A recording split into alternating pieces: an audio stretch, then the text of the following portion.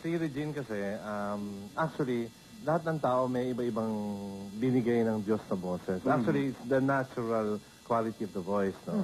So, habang napapractice ka, pwede mong babaan o pwedeng taasan. Yes. Si Regine, mahaba, malaki ang range ng boses niya. Pwede mataas na lumalampas na halos pa sa piano dahil merong placement na tinatawag yung pang-soprano placement, ano?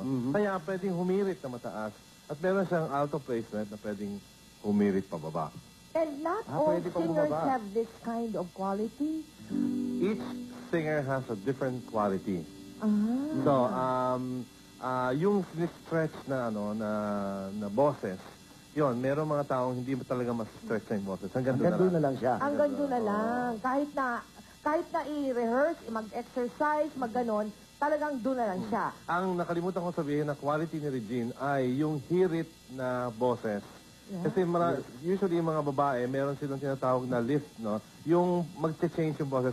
Tararara, tararara, na iba na para pa. Yes. Si Regine, yung kanyang natural, hanggang sa mataas, hanggang dyan, Ganun pa natural.